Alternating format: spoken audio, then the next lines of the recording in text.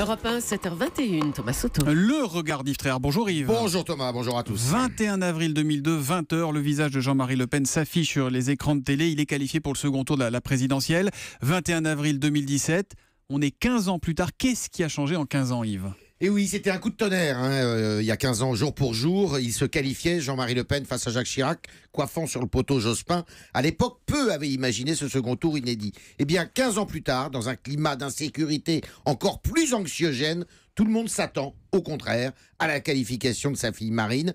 Personne ne s'en étonnerait dimanche, comme si une présence forte de l'extrême droite dans le paysage politique français s'était institutionnalisée. Certes, le FN de la fille n'est pas celui du père, sa dédiabolisation est passée par là, au relent d'antisémitisme et de pétinisme, s'est substitué à un discours anti-islam, anti-immigré et europhobe, épousant les peurs de notre époque. Cette fois, si Marine Le Pen était au second tour, Thomas, il est acquis qu'elle ferait beaucoup plus que son père, qui n'avait obtenu que 20% des suffrages face aux plus de 80% de Chirac. Et ça montre qu'en 15 ans, le Front National s'est installé, en fait, Yves. Oui. Alors, ces détracteurs évoqueront une lepénisation des esprits, mais le dire n'explique rien. La montée en puissance du FN trouve ses racines dans la faillite des partis de gouvernement à trouver les bonnes réponses aux problèmes des Français. En 2002, on parlait déjà de l'insécurité galopante, du chômage de masse, de la crise de l'éducation, de l'explosion des banlieues, de l'immigration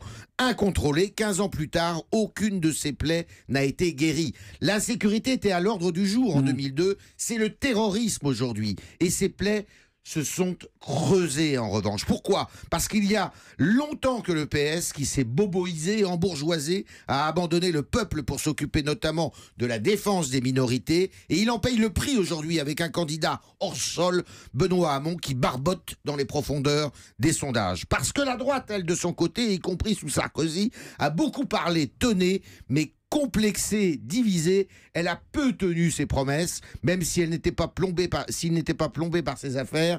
Eh bien, Fillon n'est pas un pare-feu au FN. Avec son discours libéral, et on l'a vu avec sa réforme de la sécurité sociale, il parle plus aux élites qu'au peuple. Vous faites le constat, en fait, Yves, de l'usure des vieux partis de gouvernement. Effectivement, oui, et leurs primaires n'ont rien réglé. D'où la popularité des Le Pen, Macron, Mélenchon, trois variantes du populisme qui apparaissent à tort ou à raison, comme les figures du renouveau. Mais attendons dimanche.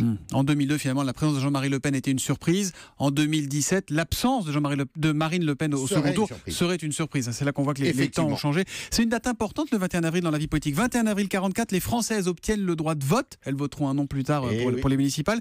Et 21 avril 97, Jacques Chirac, fort bien inspiré, avait annoncé la dissolution de l'Assemblée nationale. Décidément, il s'en passe toujours des choses, le 21 avril. Merci beaucoup, Yves. Merci, Thomas.